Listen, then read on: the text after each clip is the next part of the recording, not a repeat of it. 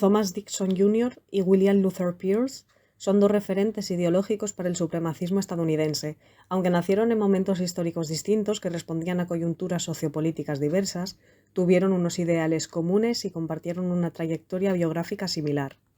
Ambos fueron novelistas y políticos, pero lo más interesante, desde mi punto de vista, es que sentaron las bases del aceleracionismo, que es una corriente radical y violenta del neonazismo que aboga por el caos y la destrucción que se puede generar después de una guerra racial.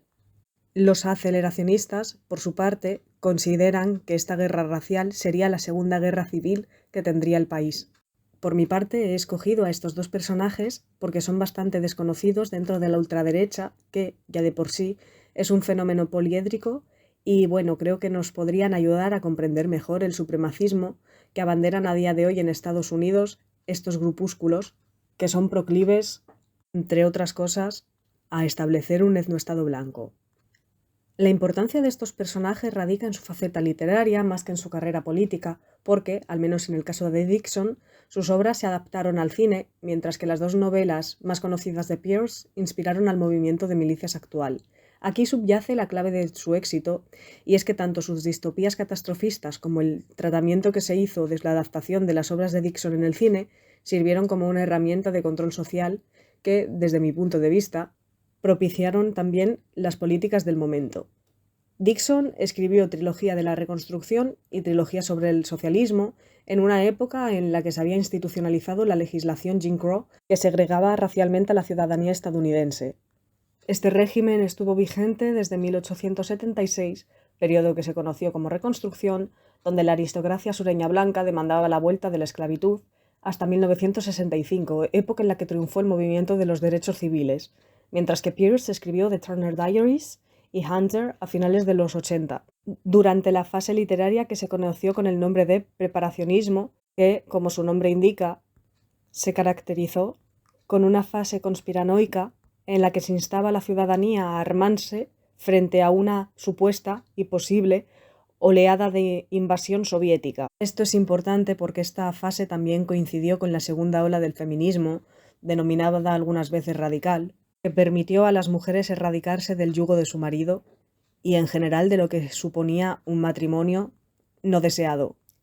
Y la foto que he escogido para esta diapositiva es totalmente deliberada, dado que refleja el apartheid en Estados Unidos, donde, como podemos observar, los blancos bebían de una fuente mucho más sofisticada de la que bebía la población negra. Thomas Dixon, con The Klansman, inspiró a Dwight Griffith e incluso le ayudó a filmar la película The Birth of a Nation, donde se presentaba a los estadounidenses negros como unos salvajes, violadores y asesinos de blancos. Por eso apeló a la vuelta de tiempos pretéritos cuando todavía estaba vigente el esclavismo. Tanto en su obra como en el filme se presentó de una forma heroica al primer Ku Klux Klan e incluso dotó a la organización con unos rasgos mesiánicos.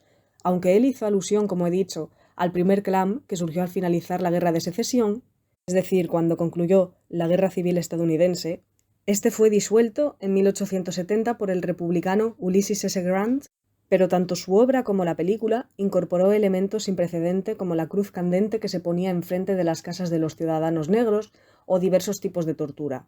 Esos rasgos ficticios fueron apropiados por el segundo Klan, que surgió después de que se proyectara la película. En el fotograma que he seleccionado de The Birth of a Nation podemos apreciar cómo se proyectó al grupo heroico del Ku Klux Klan que ayudaba a las mujeres para evitar que los afrodescendientes las violaran. Por otro lado, con Trilogía del Socialismo, que fue adaptada al cine como Bolshevism on Trial por Harley Knowles en 1919, con motivo del primer susto rojo, que fue la fobia a la expansión de la extrema izquierda y del anarquismo en el territorio estadounidense. En esta denunció que la modernización había traído consigo la quiebra del orden comunal y el capitalismo. En tal sentido, comprendió que el capitalismo había fomentado dos cosas. La primera, que la mujer abandonara el hogar para trabajar fuera del mismo, y el segundo, había creado una lucha de clases que había desarrollado el socialismo. Desde una visión cristiana rechazó la democracia, porque entendía que ni la mujer ni el hombre negro podrían ser iguales que el hombre blanco. Cuando digo mujer también me refiero a la mujer blanca. Así, él comprendió que el socialismo, el sufragismo y la democracia atentaban contra la civilización. He seleccionado este cartel del filme porque me parece bastante ilustrativo la demonización que se hace de Trotsky y de cómo asfixia a uno de los trabajadores. Hay una parte de la historiografía estadounidense que contempla a Dixon no como un racista, sino como un político que abogaba a favor de la segregación y que estaba en contra del segundo Ku Klux Klan. Para mí esta afirmación blanquea esta figura y es categóricamente falsa, tanto porque el padre como el tío de Dixon formaron parte del primer Klan y demonizaron a los afrodescendientes e incluso llevaron a cabo linchamientos contra ese colectivo. En segundo lugar, también hay que destacar que Dixon se consideraba a sí mismo como un evangelista social, que mezcló el cristianismo y un milenarismo comunitario para expresar que la civilización la habían creado los hombres blancos. Esto es importante porque sería uno de los precursores del anglo-israelismo, esto es, la creencia de que los estadounidenses protestantes eran el pueblo elegido de Dios al haberse librado del yugo de la corona británica durante la Guerra de Independencia. Teniendo en cuenta que Dixon era un evangelista social, hubo dos aspectos que le preocuparon al margen de la mezcla racial que podía llevarse a cabo entre los ahora libres afrodescendientes y estadounidenses blancos, y tuvo que ver con las mujeres. Él consideraba un error que fueran las mujeres las que, por el desarrollo del capitalismo, abandonaran sus núcleos familiares para trabajar en fábricas o incluso que llegaran a prostituirse. Y otro aspecto que también le preocupó en exceso fue la feminización de las iglesias protestantes. William Luther Pierce era físico y sus dotes le sirvieron para fabricar explosivos. Él incorporó al ideario de Dixon el componente antisemita que había heredado del nacionalsocialismo. Esa vertiente de la ultraderecha se desarrolló en Estados Unidos a manos del partido nazi americano que capitó Lincoln Rodwell y que moldeó ese discurso a su antojo. Esto es importante, porque el pangermanismo hitleriano amplió su marco conceptual y lo ario pasó a ser sinónimo de blanco y el nacionalsocialismo se modificó por el nacionalismo blanco. Pierce editó varios fanzines y periódicos neonazis para defender que un régimen solo podría ser democrático si permitía el uso generalizado de las armas y comparó a Estados Unidos con el Tercer Reich. Sus conclusiones fueron las siguientes: que el control de armas que pretendían instaurar los políticos del Partido Demócrata eran una forma de coartar la libertad de la ciudadanía y que el pueblo debería levantarse en armas contra el mismo gobierno. Con sus novelas creó una revolución sin líderes que se organizarían de forma local, en forma de milicias, voluntarias que buscarían revertir el orden comunal. Sus obras, por otra parte, exhortaban a la violencia contra las mujeres feministas, contra los colectivos raciales no blancos, contra las parejas interraciales y contra el gobierno. Y aquí he puesto algo que me parece fundamental, y es que para acercarse a los más jóvenes escribió una novela gráfica titulada Voluntad Blanca. Ya con esta portada podemos extraer varias conclusiones. La primera es que la pareja protagonista es rubia, representando el arquetipo de arios, mientras que atrás estarían los denominados por él mismo traidores de la raza, es decir, una pareja interracial, y más al fondo un chico rubio que porta una camiseta con las letras rap, es decir, el género musical que ha caracterizado a la población negra en Estados Unidos. Y a la derecha he puesto una foto de William Luther Pierce porque es importante reconocer el símbolo que tiene esa especie de armario sobre el que está el gato. Originalmente esa runa vikinga sería la runa Elgith y representaría la muerte. Sin embargo, los nazis se apropiaron de ella y le dieron unas connotaciones distintas y pasó a denominarse vida o Lebensruhen. Con este análisis retrospectivo que hemos realizado estas dos fases del supremacismo, hemos visto que el discurso dixoniano se vertebraba en torno al anglo-israelismo por esa visión universalista del cristianismo. Esa tradición entronca con el comunismo entendido como la fórmula que regía la sociabilidad del mundo premoderno. En tal sentido, sus nociones sobre las mujeres quedan sustentadas en el arquetipo del ángel del hogar, donde se entendía que su finalidad era la maternidad, la crianza de la progenie y el cuidado de los ancianos. Todo ello implicaba un sentimiento antidemocrático porque veía en el mundo moderno y, por consiguiente, en el sufragio, el declive de Occidente.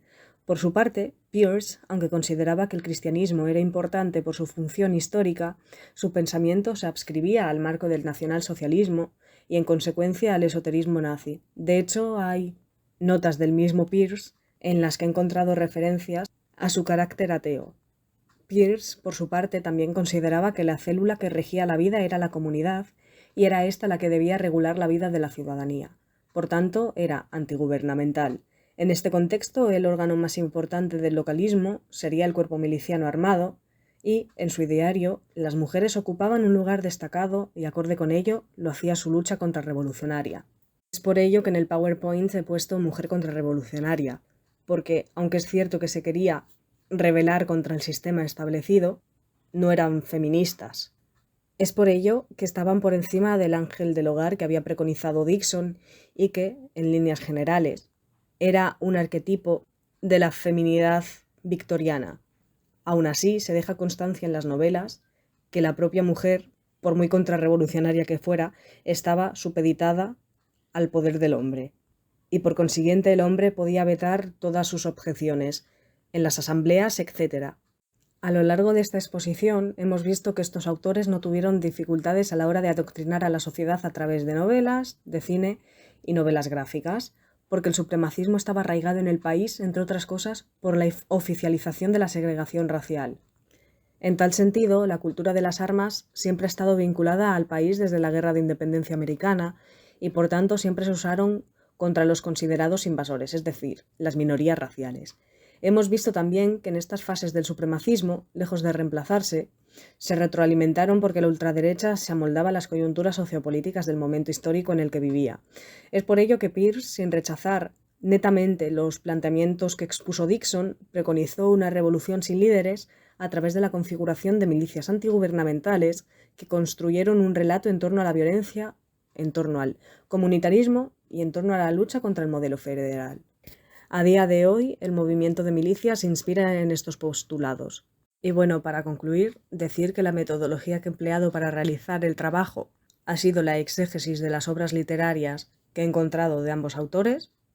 También he cotejado algún documento desclasificado del FBI que trataba sobre la vida y obra de Luther Pierce para entender cómo él, con su postulado, legitimaba la necesidad del terrorismo nacional, conocido en Estados Unidos con el nombre de terrorismo doméstico, y, finalmente, también realizando un contraanálisis de la sociedad al ver las dos películas que se adaptaron de las obras de Dixon.